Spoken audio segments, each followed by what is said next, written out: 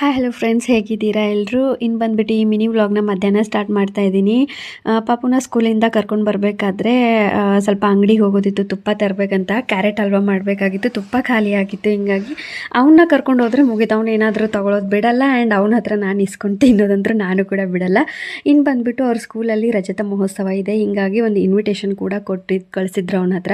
ತುಂಬಾ ಖುಷಿ ಆಗುತ್ತಲ್ವ. ಇದು ಚಿಕ್ಕ ಚಿಕ್ಕ ಖುಷಿನೇ ಕೆಲವ್ರಿಗೆ, ಬಟ್ ಅದನ್ನ ನೋಡಿದಾಗ ಏನೋ ಒಂಥರ ಖುಷಿ. ನಮ್ಮ ಮಕ್ಕಳಿಂದ ನಮಗೆ ಒಂದು ಇನ್ವಿಟೇಷನ್ ಇದೆಲ್ಲ ಬರುತ್ತೆ ಅಂದಾಗ ಏನೋ ಒಂಥರ ಎಕ್ಸೈಟ್ಮೆಂಟು, ಖುಷಿ. ಅದರಲ್ಲೂ ಫಸ್ಟ್ ವರ್ಷ ಮೊದಲಿಗೆ ಲೈಫಲ್ಲಿ ಏನಾಗುತ್ತೆ ಅಲ್ವಾ, ಫಸ್ಟ್ ಈಸ್ ಆಲ್ವೇಸ್ ಬೆಸ್ಟ್ ಅಂತಾರಲ್ಲ, ಆ ಥರ ಏನೋ ಒಂಥರ ಖುಷಿ ಅಂತೂ ಆಯ್ತು. ಇನ್ನು ಅವನ್ನ ಮಲಗಿಸ್ಬಿಟ್ಟು ಸಂಜೆಗೆ ನಮಗೆ ದೇವಸ್ಥಾನಕ್ಕೆ ಹೋಗೋದಿತ್ತು, ವೈಕುಂಠ ಏಕಾದಶಿ ಇರೋದ್ರಿಂದ. ಹಿಂಗಾಗಿ ದೇವ್ರಿಗೆ ನೈವೇದ್ಯಕ್ಕೂ ಆಗುತ್ತೆ ಅಂತ ಈವ್ನಿಂಗಿಗೆ ನಾನು ಕ್ಯಾರೆಟ್ ಹಲ್ವಾನ ಬೇಗನೆ 5 ಗಂಟೆ ಅಷ್ಟೊತ್ತಿಗೆ ಟೀ ಕುಡ್ಕೊಂಡು ಸ್ಟಾರ್ಟ್ ಮಾಡೋಣ ಅಂತ ಹೇಳ್ಬಿಟ್ಟು. ಇನ್ನು ಬಂದುಬಿಟ್ಟು 2 ದಿನದಿಂದ ಕ್ಯಾರೆಟ್ನ ತಂದು ಹಂಗೆ ಇಟ್ಬಿಟ್ಟಿದ್ದೆ, ತುಪ್ಪ ಖಾಲಿಯಾಗಿದೆ, ಮಾಡೋಕ್ಕಾಗ್ತಿಲ್ಲ ಅಂತ. ಸೊ ಇವತ್ತು ನೋಡೇ ಬಿಡೋಣ, ನನ್ನ ಮನಸ್ಸಿಗೆ ಒಂದು ಚಾಲೆಂಜ್ ಹಾಕೋಣ, ಲೇಸಿನೆಸ್ನ ಬಿಡಿಸಿ ತುಪ್ಪ ತಂದೇ ಬಿಡೋಣ ಅಂತ ತುಪ್ಪ ತಗೊಂಡು ಬಂದು ಕ್ಯಾರೆಟ್ ಹಲ್ವಾನ ಮಾಡ್ತಾಯಿದ್ದೀನಿ.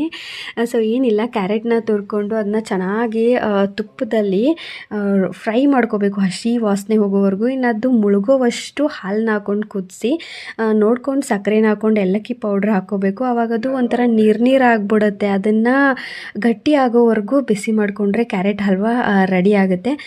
ಈ ಥರ ನಾನು ಇಷ್ಟು ಬೇಗ ಆಗುತ್ತೆ ಅಂದ್ಕೊಂಡೆ ಸ್ಟಾರ್ಟ್ ಮಾಡಿದ್ದು, ಬಟ್ ಇದು ತುಂಬ ಟೈಮ್ ತಗೊಳುತ್ತೆ.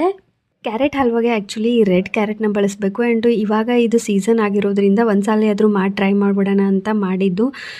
ಇಷ್ಟು ವರ್ಷದಲ್ಲಿ ಹುಟ್ಟಿದಾಗಿಂದ ಫಸ್ಟ್ ಟೈಮ್ ನಾನು ಕ್ಯಾರೆಟ್ ಹಲ್ವಾ ಮಾಡಿದ್ದಿದೆ. ಅದ್ರ ಮೇಲೆ ಗಟ್ಟಿ ಆದಮೇಲೆ ಡ್ರೈ ಫ್ರೂಟ್ಸ್ನ ಉದುರಿಸ್ಕೋಬೋದು, ಇಲ್ಲ ಅನ್ನೋರು ಸ್ಕಿಪ್ ಮಾಡಿದ್ರು ಕೂಡ ನಡೆಯುತ್ತೆ.